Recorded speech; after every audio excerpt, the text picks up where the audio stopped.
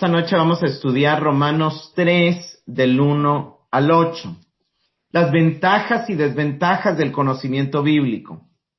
Pablo ha venido hablando al inicio de la carta a los romanos cómo el hombre se ha revelado a la revelación de Dios.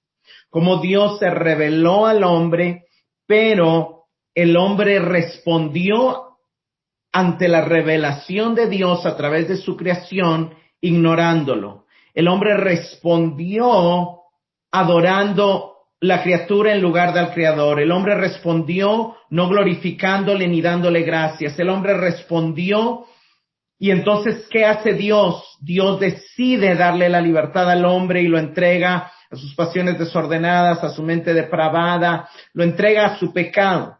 Luego Pablo pasa al capítulo 2 de Romanos, y en el capítulo 2 de Romanos Pablo le habla al religioso, Pablo le habla al moralista, Pablo le habla al judío y le muestra que a pesar de él tener conocimiento de Dios, eso no garantiza su salvación. Pablo explica en el capítulo 2 de Romanos que alguien puede estar en la iglesia y estar acumulando ira para el día de la ira si su corazón no está arrepentido, si su corazón no está quebrantado delante de Dios. Pablo explica que alguien puede gloriarse en conocer la ley de Dios, pero aún así estar pecando internamente en su corazón y por su causa el nombre de Dios está siendo blasfemado. Pablo ha venido explicando que todos los hombres están perdidos, de que todos estamos bajo pecado. Ese es el tema que Pablo está tratando de establecer en los primeros 2 capítulos, porque él va a pasar en la última parte del capítulo 3 a mostrar de que la ley de Dios no nos da la capacidad de ser justos, sino que la única manera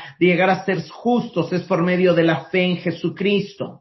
Sin embargo, la ley solo está para mostrar nuestro pecado. Sin embargo, en el medio de esa explicación, aquí Pablo toma estos versículos del 1 al 8 del capítulo 3 para responder algunas preguntas y algunas objeciones que seguramente le hacían los judíos a los lugares a donde él llegaba a predicar, que seguramente había oído de su audiencia y que seguramente él conocía perfectamente bien. Y leo Romanos 3 del 1 al 8, dice, ¿cuál es entonces la ventaja del judío o cuál es el beneficio de la circuncisión? Grande en todo sentido. En primer lugar, porque a ellos les han sido confiados los oráculos de Dios. Entonces, ¿qué? Si algunos fueron fieles, ¿acaso su infidelidad anulará la fidelidad de Dios? De ningún modo. Antes bien, se ha hallado Dios veraz, aunque todo hombre sea hallado mentiroso, como está escrito, para que seas justificado en tus palabras y venzas cuando seas juzgado. Y si nuestra justicia hace resaltar la justicia de Dios, ¿qué diremos? ¿Acaso es injusto Dios que expresa su ira, hablando en términos humanos? De ninguna manera, pues de otra manera, ¿cómo juzgaría Dios al mundo? Pero si por mi mentira la verdad de Dios abundó para su gloria, ¿por qué también yo soy aún juzgado como pecador? ¿Y por qué no decir, como se nos calumnia y como algunos afirman que nosotros decimos, hagamos el mal para que venga el bien? La condenación de los tales es justa. Lo primero que Pablo nos muestra es que surgen preguntas cuando se trata de explicar el Evangelio. Y aquí en esta sección hoy vamos a ver 4 objeciones y sus respuestas, 4 preguntas y las respuestas de Pablo a esas preguntas que surgen cuando se empieza a predicar la gracia, cuando se empieza a predicar el Evangelio, cuando se empieza a exponer la verdad de que la religión no te salva, de que estar en una iglesia no garantiza tu salvación, de que conocer la Biblia no garantiza tu salvación, de que haberte bautizado en agua no garantiza tu salvación, porque ese ha sido todo el discurso del capítulo 2. En el capítulo 2, Pablo le habló a gente que confiaba en su circuncisión, que confiaba en su raza, y Pablo dejó bien claro al final del capítulo 2 que la circuncisión que Dios toma en cuenta no es la de la carne, sino la del corazón, y que no es judío, no es hijo de Abraham, no es pueblo de Dios el que lo es en lo exterior, en su genética, en su descendencia, sino el que lo es en su interior, el que ha seguido el ejemplo de Abraham por la fe. Entonces, habiendo cerrado y dejado claro este discurso, por supuesto que va a despertar preguntas, y no solamente preguntas, va a despertar ataques. ¿Por qué va a despertar ataques este evangelio, este mensaje? Porque Pablo le está quitando a las personas toda fuente de seguridad falsa. Les está quitando la seguridad en su propia inteligencia, les está quitando la seguridad en sus años de estar en la iglesia, les está quitando su seguridad en la religión, les está quitando su seguridad en su raza, les está eliminando todo fundamento falso para que abran sus ojos y se den cuenta de la necesidad de salvación, de la necesidad de fe, de la necesidad de justificación. Pero como él todavía no ha pasado a explicar la justificación, porque la va a explicar al final del capítulo 3, antes de explicarla, él empieza a responder estas preguntas. Aquí vamos a ver cada 2 versos hay una objeción o pregunta y una respuesta. Veamos Romanos 3:1. ¿Qué ventaja tiene pues el judío? ¿O de qué aprovecha la circuncisión? La primera pregunta es, si soy judío y si ser judío, a mí como judío me hicieron creer que yo era pueblo de Dios y que Dios me amaba y que yo tenía aseguradas las promesas, y ahora tú, Pablo, me vienes a decir que ser judío no me da ninguna ventaja. ¿Cómo así? No entiendo. O sea, supuestamente yo soy el pueblo de Dios, supuestamente yo conozco a Dios, supuestamente yo recibí promesas de parte de Dios, supuestamente mi circuncisión refleja que yo soy pueblo de pacto. Y aquí nuevamente, ¿verdad? Tenemos que traer, esto es en el tiempo de Pablo, trayéndolo a nuestro tiempo, la pregunta en nuestro vocabulario sería, ¿qué ventaja tiene haber crecido en la iglesia? ¿Qué ventaja tiene conocer la Biblia? ¿Qué ventaja tiene ser cristiano católico o cristiano evangélico si eso no garantiza mi salvación? Si eso no me da garantía de que soy salvo. ¿De qué aprovecha el haberme bautizado en agua? ¿De qué aprovecha el ser miembro de una iglesia? ¿O de qué aprovecha servir a Dios si todavía no tengo una seguridad de salvación? Si tú, Pablo, me estás diciendo en el capítulo 2 que es posible que yo tenga religión, que yo tenga bautismo, que yo tenga conocimiento de Dios, y aún así es posible que yo no sea salvo, aún así es posible que yo no haya sido transformado, aún así es posible que yo no vaya a ir al cielo. Entonces, ¿qué sentido tiene? ¿Qué ventaja tiene? ¿Hay alguna ventaja en ser judío?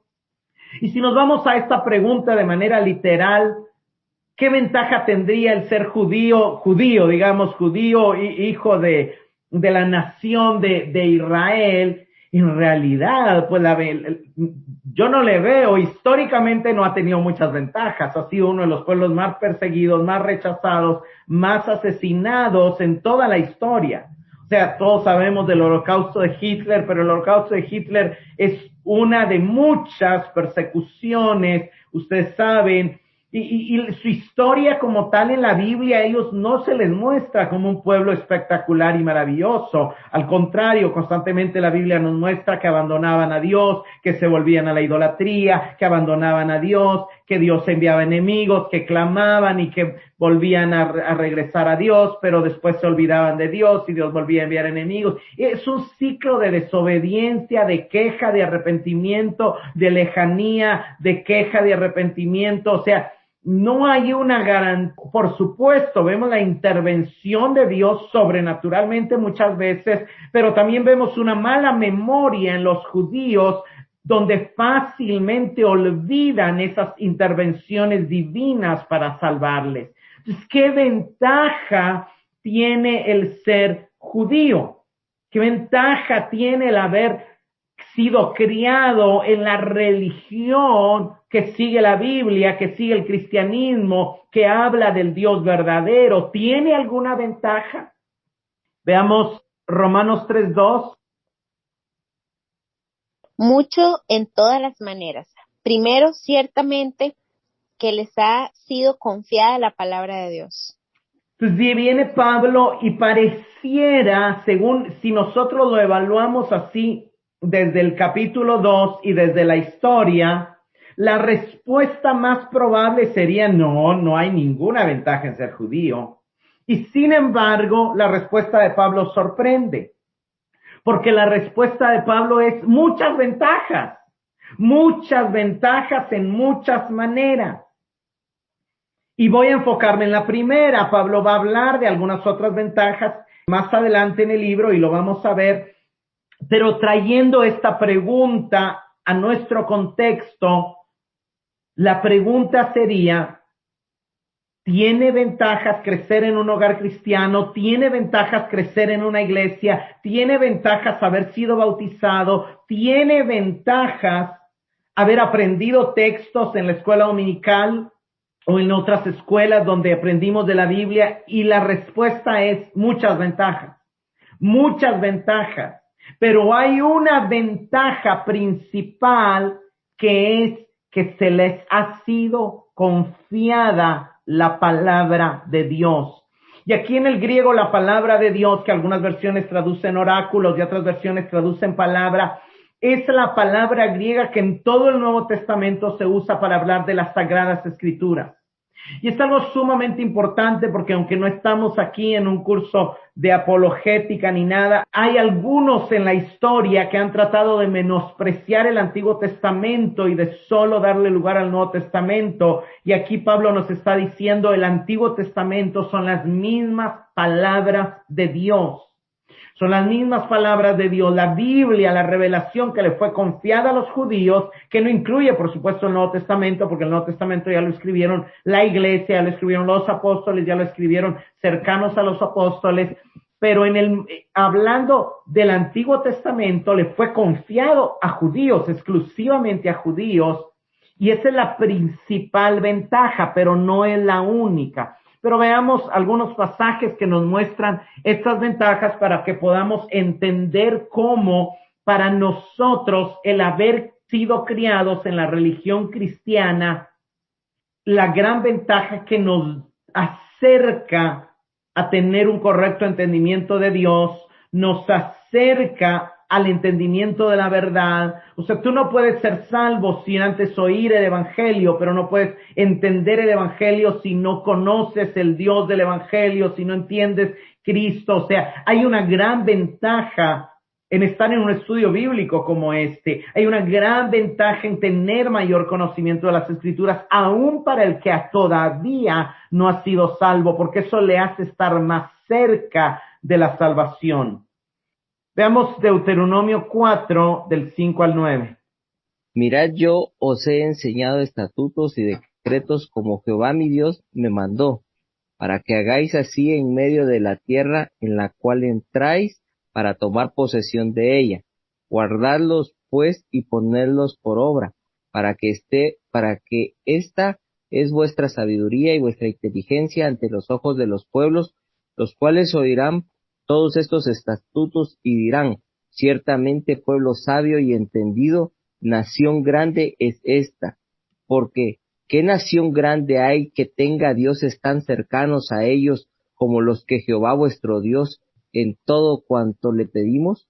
¿Y qué nación grande hay que tenga estatutos y juicios justos como es toda esta ley que yo pongo hoy delante de vosotros? Por tanto, guárdate y guarda tu alma con diligencia, para que no te olvides de las cosas que tus ojos han visto y te aparten de tu corazón todos los días de tu vida, antes bien las enseñarás a tus hijos y a los hijos de tus hijos. Entonces viene Dios y le está mostrando a Israel sus ventajas, le está mostrando su amor, le está diciendo, y hay muchos pasajes, por ejemplo, que hablan de Dios a todo el mundo amó, pero amó con amor especial a Israel. Y desde ese amor especial se reveló a ellos, desde ese amor especial se acercó, se dio a conocer a ellos.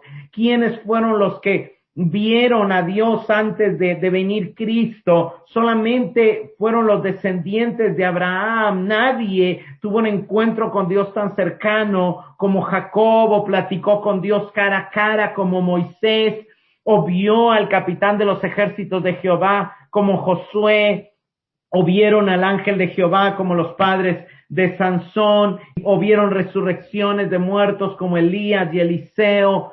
En fin, o sea, vemos que el poder de Dios se manifestó en una ocasión. Josué, en una batalla, murieron más enemigos por causa de un granizo que Dios envió que los que mataron los soldados de Josué. En otra ocasión, en la batalla de los que siguieron a David contra los que siguieron a Salomón, murieron más personas devorados por fieras en el bosque que los que mató la espada de los guerreros de David. Y vemos así, o sea, Dios peleó con ellos, o sea, Dios se manifestó a Israel mostrándoles o dándoles la oportunidad de tener una relación con él.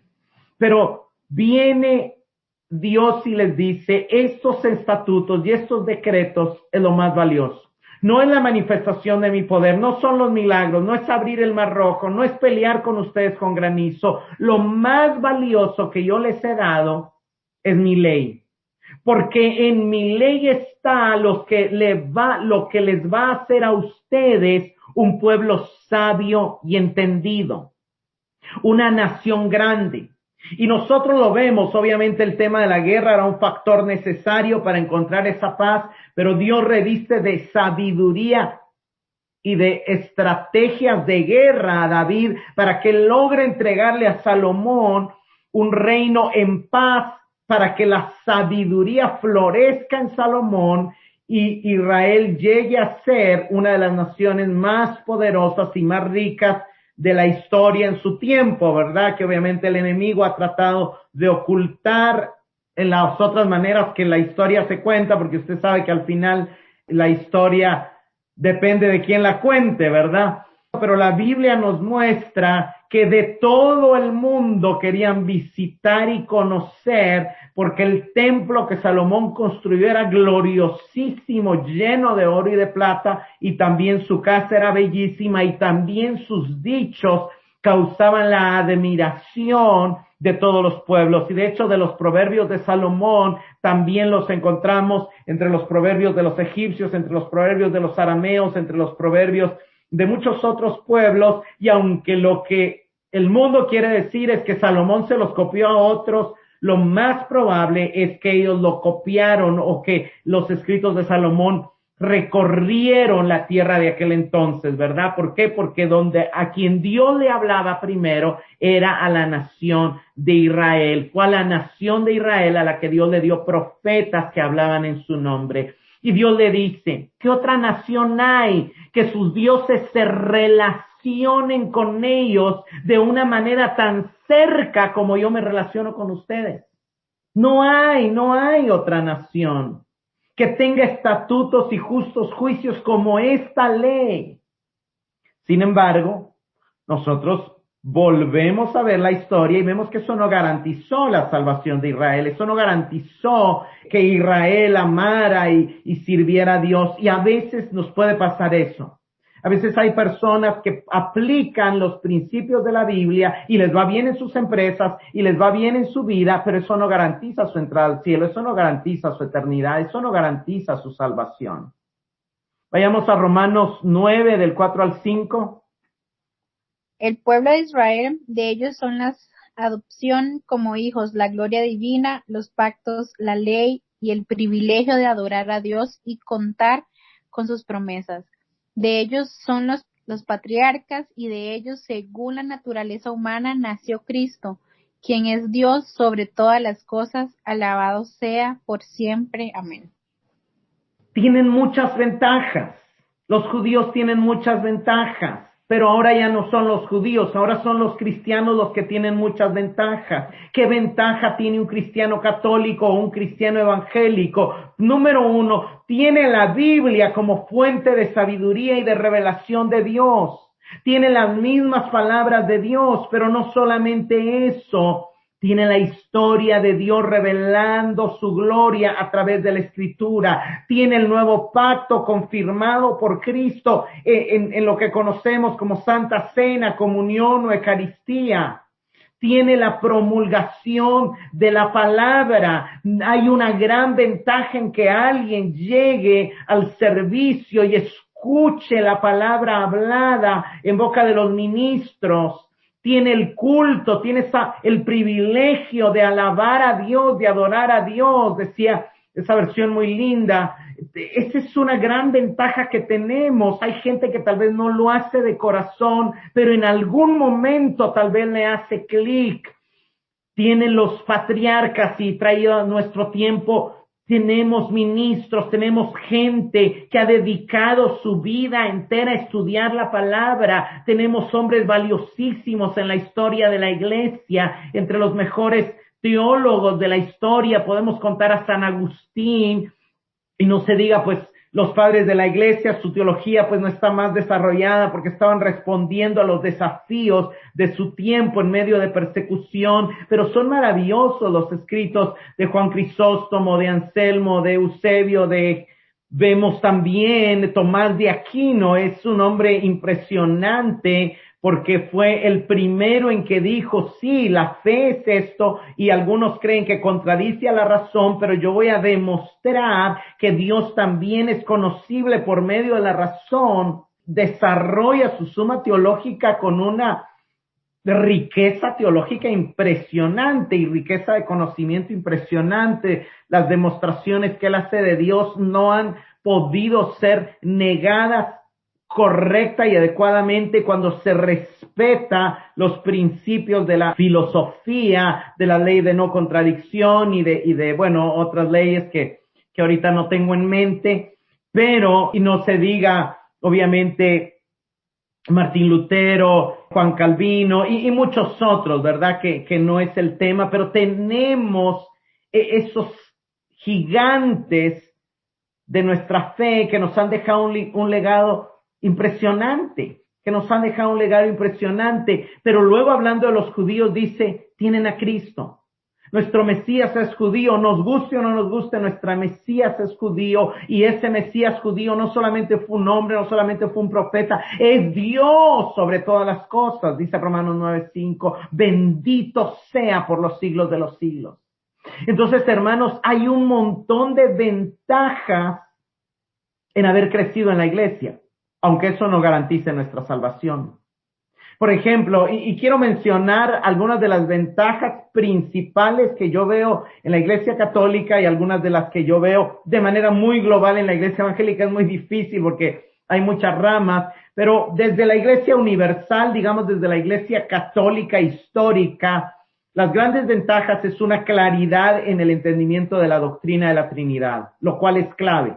Y la doctrina de la Trinidad se trató en los primeros 3 concilios de la iglesia, el concilio de Nicea y los otros 2, ahorita no me acuerdo. El punto es que en los primeros 3 concilios de la iglesia se aclaró, cuando la iglesia cristiana era una sola todavía, claramente la doctrina de la Trinidad. Y nos ayuda mucho a entender el Padre, el Hijo y el Espíritu Santo. Oramos al Padre a través del Hijo por el Espíritu Santo, y eso lleva a la iglesia, que esa es una de las ventajas de la iglesia católica que no todas las iglesias evangélicas han adoptado o han repetido o han aprendido el credo de los apóstoles. El credo de los apóstoles no es algo católico romano. El credo de los apóstoles es algo de la iglesia primitiva que por causa de las herejías y del gnosticismo que habían ramas que se separaban de la verdad. Entonces, cuando alguien se quería bautizar para convertirse al cristianismo, le hacían 3 preguntas. ¿Crees en que Dios Padre es el creador de los cielos y de la tierra?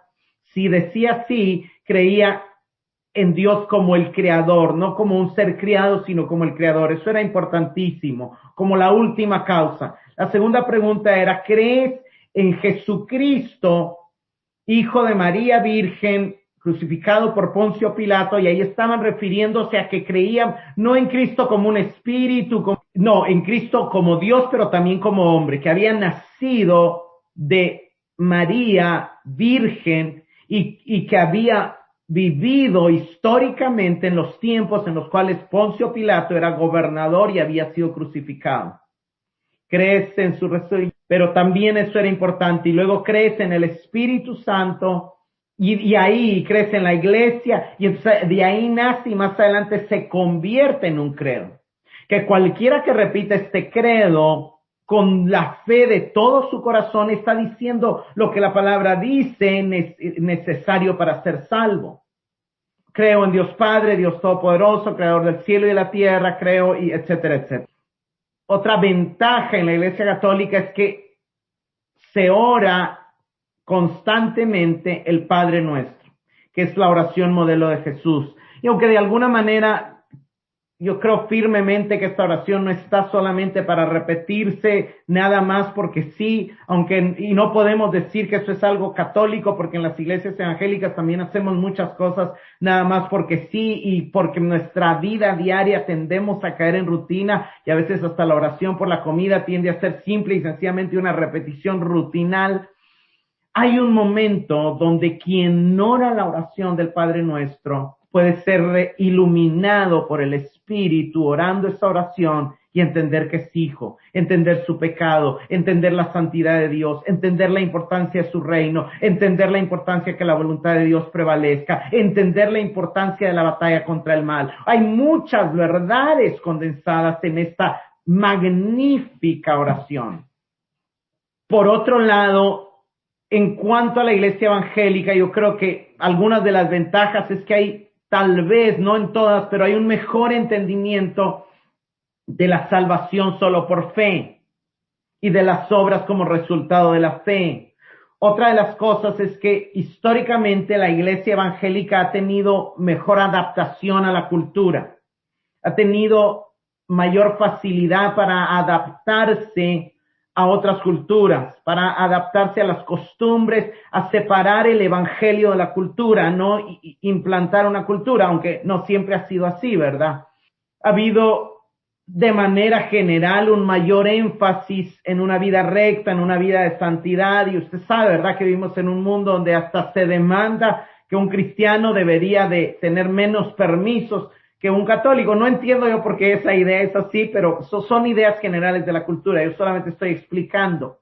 Y generalmente los evangélicos tienden a estudiar más las escrituras. Estas son de maneras generales, ¿verdad? Por otro lado, pues la desventaja de la iglesia evangélica es que hay más diversidad doctrinal, y entonces eso hace que hayan más divisiones y haya una mayor tendencia al orgullo religioso, ¿verdad? Entonces a veces encontramos más moralismo por este énfasis en la santidad, y entonces muchos terminan siendo como Romanos 2, que por su causa el nombre de Dios es blasfemado, y que se creen guías de ciego, pero en realidad ellos también están ciegos, y en realidad ellos también tienen un corazón no arrepentido y no han sido salvos. Entonces, esa es la primera respuesta. La primera respuesta es, ¿hay alguna ventaja? Aunque no me garantiza, y la respuesta es sí hay ventajas. Vayamos a Romanos 3, 3 y 4. Entonces, ¿qué? Si algunos fueren infieles, ¿acaso su infidelidad anulará la fidelidad de Dios? De ningún modo. Antes bien, sea hallado Dios veraz, aunque todo hombre sea hallado mentiroso, como está escrito, para que seas justificado en tus palabras y venzas cuando seas juzgado. Dice la segunda pregunta. Ok, estoy comprendiendo. No todos los judíos son salvos porque no todos obedecieron la palabra de Dios. Porque aunque tenían la ley, porque aunque tenían la revelación de Dios, no todos siguieron seguirle. Pero Dios prometió. ¿Quiere decir eso que su infidelidad va a anular la fidelidad de Dios? O sea, Dios les dio promesas, pero ¿por qué Dios no va a cumplir sus promesas? Y esa es esa pregunta que surge, ¿verdad? Ok, alguien dijo que creía en Jesús, entonces no va a ser salvo nada más porque habló con su boca que creía en Jesús. Y obviamente ya Pablo acaba de explicar en el capítulo 2 que la fe es un asunto del corazón, que la salvación no es un asunto de labios. Ya Cristo habló en los evangelios y nos mostró que algunos de labios le honran, pero que su corazón está lejos, que no es tan simple como parece. Entonces, aquí el punto es que Dios había prometido bendición y salvación a Abraham, y Pablo acaba de decir que los judíos no son salvos solamente por ser judíos, pues han sido infieles en creer y seguir a Dios, no han sido fieles en seguir los pasos de Abraham. Y la pregunta es, ¿anula esto la fidelidad de Dios? ¿Falló la palabra de Dios por el hecho de que no todos están creyendo? Porque esta pregunta Pablo la va a responder en Romanos 9 del 6 al 8. La pregunta nuevamente, dicha de otra manera, es: Dios dijo que enviaría al Mesías, el Mesías vino, ellos no creyeron. ¿Impide eso que el Mesías vaya a reinar? ¿Ya no va a cumplir Dios sus promesas a Israel por su falta de fe? Y estas preguntas Pablo las va a responder principalmente en los capítulos del 9 al 11. Si traemos la pregunta a nuestro tiempo es: ¿dejará Dios de hacer lo que ha dicho que va a hacer con nosotros si no tenemos una fe verdadera? ¿Afecta nuestra religiosidad a Dios? Y la respuesta en el verso 4 es: de ningún modo sea Dios tomado como infiel a sus promesas. Y hay un enfáticamente no. Veamos qué dice Romanos 9 del 6 al 8. No que en la palabra de Dios haya fallado, porque no todos los que descienden de Israel son israelitas, ni por ser descendientes de Abraham son todos hijos, sino en Isaac que será llamada descendencia. Esto es, no los que son hijos según la carne son los hijos de Dios, sino los que son hijos según la promesa son contados como descendientes. Amén. Entonces Dios le prometió a Abraham: en tu descendencia salvaré. Pero viene Pablo y explica: señores, la descendencia para Dios no es lo mismo que la descendencia para nosotros. La descendencia para nosotros es tener los mismos genes, pero la descendencia para Dios es seguir el mismo ejemplo. Lo dice el capítulo 4 y aquí lo está diciendo, es en la promesa. La palabra de Dios nunca ha fallado. La explicación es que no todos los israelitas son israelitas espirituales. No todos los judíos físicos son judíos espirituales. Y la explicación que los reformadores dieron es: no toda la iglesia visible es iglesia invisible. La iglesia invisible son aquellos que están conectados a Cristo, son aquellos que confían en Cristo, son aquellos que han puesto su fe verdaderamente en Cristo, pero la iglesia visible incluye personas que tienen religión, pero que no tienen fe verdadera. Cristo también habló que en el campo hay trigo, pero que también el enemigo siembra cizaña. Entonces Pablo también habló que no todos eran pueblo y que algunos se iban a manifestar. Juan habla y dice: salieron de nosotros porque estaban entre nosotros, pero no eran de nosotros. Jesús le habla en Juan 8 al grupo de judíos delante de él y les dicen: ustedes no creen porque no son de mis ovejas, están aquí siguiéndome, pero en realidad no tienen la naturaleza de ovejas, son lobos o son cabras, no son verdaderas ovejas. Entonces, esa es una verdad que tenemos que tener claro. Cuando ellos preguntan: ok, si no todos en la iglesia son salvos, entonces Dios es infiel, entonces Dios no está salvando a todos los que están haciendo la oración o haciéndose cristianos o bautizándose. Y la respuesta es: de ninguna manera esa es una verdad, de ninguna manera esa es una explicación. Dios en ningún momento dijo que porque alguien se bautizara ya era salvo, o porque alguien asistiera a una iglesia o creciera en una religión ya era salvo. La salvación es por fe, por una fe verdadera que se evidencia en que obra por el amor. Pero la salvación no es por un bautismo, ni es por a tener membresía de una religión, o no es por asistir a una iglesia. Y ese es el punto. Y luego en el verso 4, Pablo dice: sea hallado Dios veraz y todo hombre mentiroso. Y lo que Pablo está diciendo aquí es que aunque todos los seres humanos se atrevan a negar la verdad de Dios, aún así Dios tiene la razón, Él tiene la verdad. No importa quién hable mal de Dios, Dios prevalecerá, Dios será vindicado, Dios siempre ganará. No nos podemos atrever a cuestionar el carácter ni los métodos de Dios. Y aquí Pablo cita el Salmo 51:4 diciendo, como está escrito, para que seas justificado en tus palabras y venzas cuando seas juzgado. Vayamos al Salmo 51 del 1 al 4. Por tu amor, oh Dios, ten compasión de mí. Por tu gran ternura, borra mis culpas. Lávame de mi maldad, límpiame de mi pecado. Reconozco que he sido rebelde. Mi pecado no se borra de mi mente. Contra ti he pecado y solo contra ti, haciendo lo malo, lo que tú condenas. Por eso tu sentencia es justa, irreprochable es tu juicio. Viene David y reconoce su pecado y clama a Dios. Esto es algo impresionante porque él está pidiendo, lávame, perdóname, límpiame, he pecado contra ti. Pero dice claro, Señor, pero no quiero que tomes por alto tu justicia y no quiero que pienses que voy a menoscabar tus atributos. Yo sé que tú eres un Dios justo y yo que conozco lo suficiente de ti, nunca diré que tú no eres justo. Si tú me quieres quitar del reino, porque eso es lo justo, hazlo. Si tú me quieres castigar, hazlo. Yo sé que tú vas a vencer, yo sé que tú vas a ganar.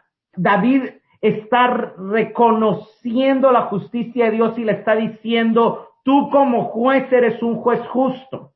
Yo he pecado contra ti, yo he hecho lo malo delante de tus ojos, verso 4. Y reconozco que tú eres justo cuando hablas y que no hay reproche. Nadie puede reprochar tu juicio. Esto Pablo lo traduce para que seas justificado en tus palabras y venzas cuando seas juzgado. Lo que está diciendo es, no importa lo que la mayoría piense, lo que importa es la decisión de Dios, la voluntad de Dios, porque lo que está mal es la lectura de la gente de la justicia de Dios, pero Dios es siempre justo, Dios es siempre veraz. El mundo está lleno de mentiras, pero Dios es siempre veraz.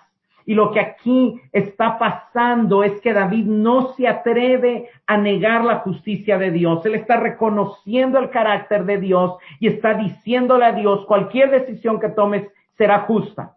Yo no quiero manipularte porque tú eres justo. Anhelo que tengas misericordia de mí, pero hazlo sin negar tu justicia. Y eso es impresionante, el entendimiento con el que él ora. ¿Y qué hizo Dios? Le perdonó la vida, le dio misericordia, pero también ejerció justicia, tomando la vida del bebé que iba a nacer como fruto del pecado y diciéndole y cumpliendo la misma y dándole como devolviéndole al rey la sentencia que él había dado. Porque Natán llegó y le cuenta la historia de un hombre que tomó cabritos de no quiero alargarme en el tiempo, pero David le contesta, ese hombre merece morir aparte de pagar 4 tantos. Él mismo está dictando su sentencia de muerte. Cuando el profeta le dice, tú eres ese hombre, él se da cuenta de su pecado. Él abre los ojos a su pecado y eso es impresionante porque nos muestra que aún siendo personas de Dios, en algún momento el pecado se nos puede enceguecer de tal manera que ni estamos conscientes de nuestro pecado y que Dios necesita a través de su espíritu hacérnoslo ver. Y entonces David abre los ojos y dice, wow, es cierto, merezco la muerte, pero clama misericordia y Dios le da misericordia, pero como él dijo que pagara 4 tantos, también vemos 4 tantos que paga David después, que es la muerte del hijo de pecado, la rebelión y muerte de Absalón, la muerte también de Amnón y una plaga que viene después cuando él hace un censo. Entonces, Dios siempre prevalece. ¿Por qué Dios prevalece? Porque David reconoce que Dios es justo y Dios despliega su gloria y su misericordia en el caso de David, pero también muestra su justicia y también nos enseña que los pecados tienen consecuencias. Sigamos con Romanos 3, del 5 al 6. Si nuestra injusticia hace resaltar la justicia de Dios, ¿Qué diremos? ¿Será injusto Dios que da castigo? Hablo como hombre. En ninguna manera. De otro modo, ¿cómo juzgaría a Dios al mundo? Viene una tercera objeción y dice, ok, todos los seres humanos somos pecadores. ¿No es injusto que Dios nos castigue porque todos somos pecadores? O sea, si nuestra injusticia hace resaltar la justicia de Dios, si todos somos injustos y solo Dios es justo, ¿acaso es injusto Dios que expresa su ira hablando en términos humanos, dice Pablo? Y la respuesta es, de ninguna manera. Porque si Dios no respeta su justicia, ¿qué base tendría la justicia humana y qué base tendría Dios para juzgar? Y aquí el ejemplo que mejor nos muestra esta realidad es, imagínese que un asesino entra y mata a toda su familia. El asesino es capturado y es llevado ante el juez, usted está en el juicio y viene el juez y dice, oh sí, hay todas las evidencias, este hombre mató a toda la familia de esta persona, pero yo soy un juez bondadoso, misericordioso y grandioso, entonces declaro inocente a este hombre. Y hasta es más, lo invito a comer. ¿Qué va a decir usted? ¿Qué va a decir la gente? ¿Qué va a decir la audiencia? No, eso no se puede permitir. Es una violación a la justicia. Si eso sucede, entonces el asesino va a poder ir a asesinar muchas otras familias. Ese hombre necesita justicia y usted no se va a alegrar ante una injusticia así. Usted no se alegra que a un violador se le declare libre e inocente. A usted no se alegra que a un corrupto tenga la libertad de seguir corrompiendo. Hay algo en usted y hay algo en todo ser humano que demanda justicia. Y eso viene porque somos creados a imagen y semejanza de Dios. Y Dios puso en nosotros esa necesidad de pelear, de defender, de demandar justicia. Y Él es el mismo que demanda justicia. Entonces, no, Pablo está explicando aquí que no es tan fácil decir solo, Dios perdona ya. No. Tiene que respetar la justicia para que haya una base de justicia. Y eso es lo que va a explicar después en los versos finales, cómo Dios castigó el pecado en su Hijo para poner en alto su justicia. Para decir, el pecado no se podía quedar sin castigo. La salvación no podía ser gratis. No podía yo perdonar nada más porque sí, te perdono y ya, porque eso sería injusto. Un Dios santo no puede perdonar pecadores injustos. Un Dios santo no puede perdonar pecadores nada más porque sí. La verdad gloriosa del Evangelio es que tú como pecador merecías la muerte y Cristo murió en tu lugar. Pero no solamente es toda la verdad. Cristo te unió y te atrajo así. Él dijo, cuando yo sea levantado de la tierra, atraeré a todos a mí. Y te atrajo así, y de manera sobrenatural y de manera misteriosa, en una manera que para nuestra mente no es fácil comprenderlo. Tú te uniste a Cristo y moriste con Él. La Biblia afirma que en el bautismo de Cristo hemos muerto con Cristo, hemos sido sepultados con Él y hemos resucitado con Él. Lo dice Romanos 6, lo dice Colosenses, lo dice Gálatas y lo dice Efesios. Hemos muerto con Cristo y hemos resucitado con Él. Entonces, tú como pecador moriste sin necesidad de morir. Tu identidad murió, tu identidad vieja murió en Cristo, pero Él sufrió y no tú. Y cuando Él resucitó, tú naciste de nuevo, tú resucitaste. Ese evangelio es maravilloso, pero ese evangelio exalta la justicia y esa es la respuesta a esta pregunta. Si Dios no promueve la justicia, imagínese, entonces ¿por qué te enojas por la corrupción en el gobierno? Entonces ¿por qué nos molesta la delincuencia, el robo, la extorsión? Porque queremos justicia. Y sin embargo es triste, pero cuando nos beneficia a nosotros la injusticia, a veces estamos dispuestos a actuar incorruptamente o injustamente. Pero si todos tenemos esa tendencia, ¿podría Dios dejar de condenarnos? Por supuesto que no. Dios siempre pondrá en alto su justicia. Terminemos con la cuarta, Romanos 3, 7 y 8. Sin embargo, alguien podría seguir argumentando. ¿Por qué Dios me juzga como pecador si mi mentira realza su veracidad y le da más gloria a él? Algunos incluso nos difaman asegurando que nosotros decimos, cuanto más pecamos, mejor. Los que dicen tales cosas merecen ser condenados. Miren, hermanos, en esta última y cuarta, más que una pregunta, es Pablo saca a luz un ataque. El tema de esta noche es las ventajas del conocimiento bíblico y las desventajas del conocimiento bíblico. Y las ventajas es que hay una oportunidad de conocer más a Dios, de entender sus atributos, de entender sus promesas, de entender que sus métodos no son como los nuestros, ni de alguna manera Él no actúa en base a nuestras, digamos, el tema de Israel, él no mide por genética, sino por corazones, que es algo que es difícil de entender para nosotros. La justicia siempre se va a poner en alto y él siempre va a ser veraz, aunque para nosotros parezca contradictorio. Pablo está mostrando cómo las verdades bíblicas resaltan y hay una ventaja en tener en mente las verdades bíblicas, pero luego saca a luz en esta última parte el ataque.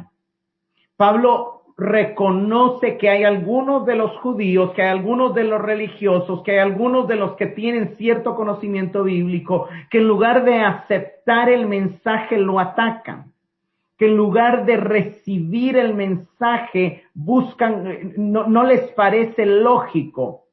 Y entonces dice el verso 7, pero si por mi mentira la verdad de Dios abundó para su gloria, ¿por qué soy juzgado como pecador? ¿Y por qué no decir? Y luego Pablo aclara aquí, como se nos difama o como se nos calumnia. Habían judíos que estaban difamando a Pablo y diciendo que el mensaje de Pablo de la gracia de Dios era, hagamos el mal para que venga el bien.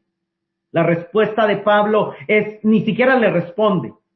Solo está diciendo, este tipo de personas son tan hipócritas y tan religiosos que merecen condenación. O sea, es el tipo de creyentes de Romanos 2:5, aquellos que por su dureza y por su corazón no arrepentido están atesorando ira para el día de la ira y del juicio de Dios.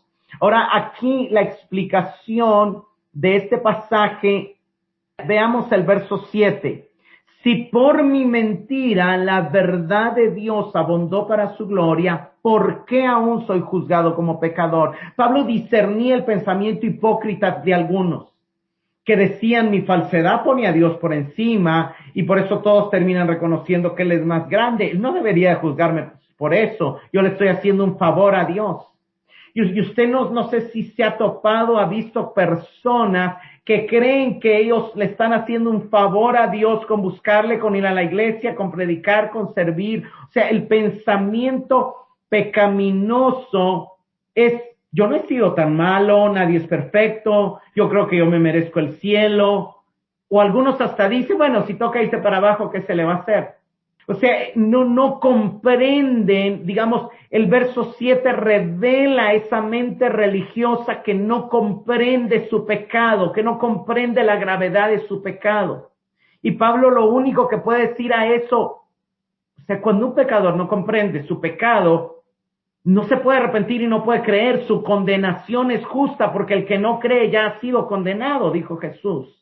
Y aquí lo que está pasando es que hay algunos que están utilizando el conocimiento bíblico para atentar contra la naturaleza de Dios, para disminuir la santidad de Dios, para querer disminuir la justicia de Dios, para querer engrandecer el amor de Dios. Pero si Dios es amor, debería de perdonarme. Si Dios es amor, debería de comprender mis debilidades. Si Dios es amor, no debería de juzgarme como pecador. Entonces, es ese tipo de personas que en lugar de usar el conocimiento bíblico para que les deje ver el pecado, tratan de voltearlo y atacarlo a Dios.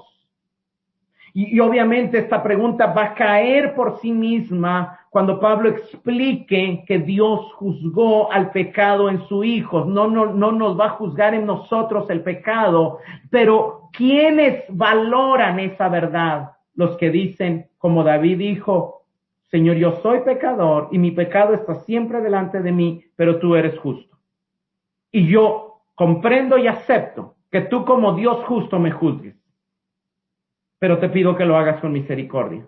Te pido que veas mi arrepentimiento, te pido que veas mi corazón. No quiero que me pase lo que le pasó a Saúl. No quites de mí tu Santo Espíritu. Era una manera de decir, no hagas conmigo lo que le pasó a Saúl. Era un entendimiento de su pecado. Y por supuesto, cuando venimos delante de Dios y decimos, Señor, merezco ser pecador, merezco ser juzgado como pecador, merezco la muerte. Entonces la buena noticia es, tranquilo, mi hijo murió por ti. ¿Sabe qué significa el bautismo? ¿Sabe qué pensamiento deberíamos tener en cuanto al bautismo en agua? El bautismo en agua es unirnos, o es la representación pública y el testimonio de unirnos con Cristo en su muerte. Alguien se debería de meter al agua diciendo, Señor, me voy a meter al agua porque estoy de acuerdo con tu dictamen, merezco morir. Y yo aquí voy a morir. Pero salgo del agua también aceptando tu gracia y recibiendo esa nueva vida que tú me das. Esa es la manera en que deberíamos de entender el bautismo.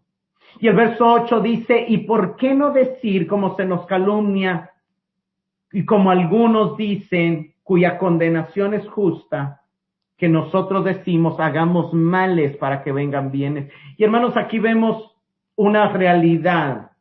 Muchos no entienden el mensaje de la gracia. Pablo está diciendo, muchos no entienden mi mensaje y creen que yo enseño que hay que pecar más para que su gloria resalte. Pero distorsionan el mensaje para condenar y manipular. Y eso es una actitud digna de condenación. Luego Pablo va a explicar en Romanos 6 que él no está enseñando que hay que pecar más.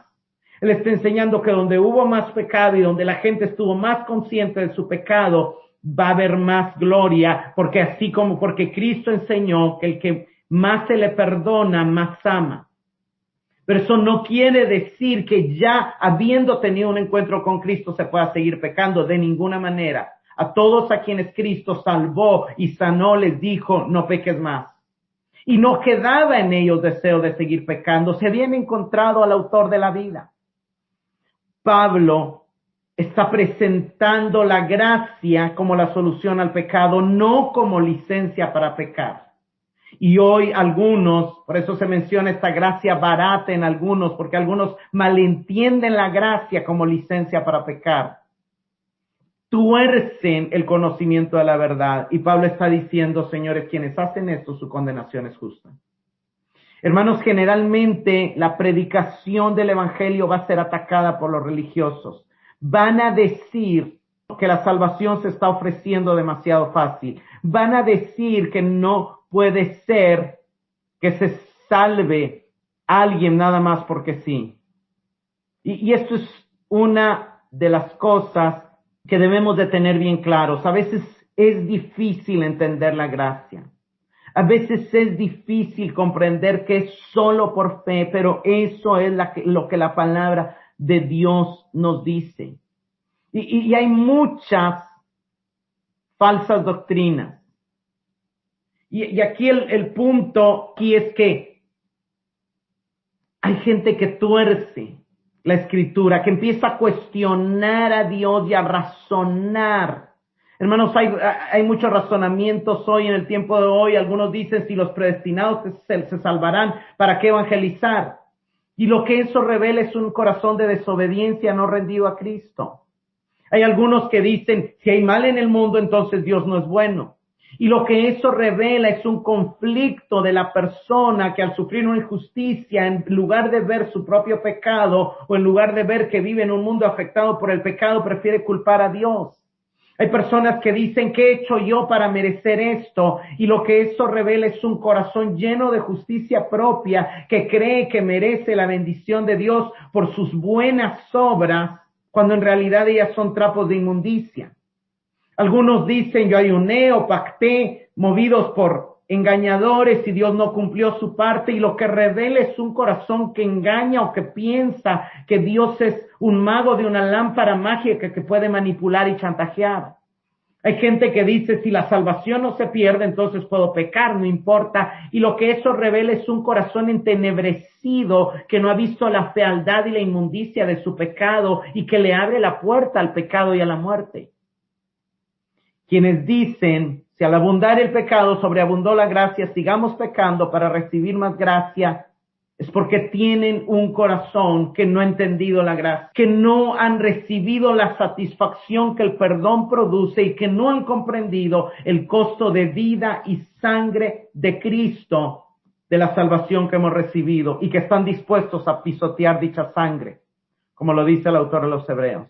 Esos tontos razonamientos revelan ese corazón endurecido y no arrepentido que está acumulando ira y cuya condenación es justa.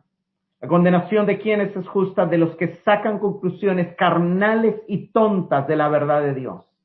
Y esto nos debe alertar, hermanos, no cuestionemos la verdad, indaguemos, preguntemos, deseemos crecer en el entendimiento de ella, pero no la neguemos. Recordémonos que seremos juzgados por cada palabra que sale de nuestra boca, incluyendo las tontas aseveraciones que a veces hacemos acerca de Dios, de sus acciones o de sus palabras. Tengamos cuidado de sacar conclusiones carnales de la revelación divina. Y ante la actitud de estas acusaciones, lo que Pablo dice, eso es todo lo que tengo que decir. Es una calumnia que Dios juzgará. Yo no me voy a defender, no les voy a explicar lo que creo, no les voy a explicar que están torciendo mi mensaje. Solo afirmo que la condenación de Dios es justa. Solo los dejo en las manos del Dios que juzgue sus corazones y que obviamente ojalá les aclare y sean salvos. Entonces, para terminar, hermanos, tenemos un gran privilegio de conocer la Biblia. Es un gran privilegio el participar en estudios bíblicos como este y el escuchar la palabra de Dios en las iglesias a las que nos congregamos cada servicio. Es un gran privilegio oír las lecturas del Evangelio y tenerla como la tenemos en el celular y de fácil acceso. Es un gran privilegio. Como segundo, Dios es veraz siempre. Él es la fuente de toda la verdad y la Biblia es la verdad, y cualquier interpretación que la niegue, que la contradiga o que la ponga en entredicho es mentira. En tercer lugar, Dios va a juzgar al hombre porque el hombre es responsable de sus acciones.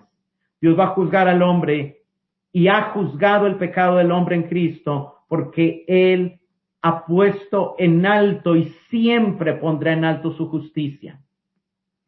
Y por último, los que sean condenados por torcer la Escritura serán condenados justamente por su irreverencia y respeto, blasfemia y profanación contra la verdad de Dios.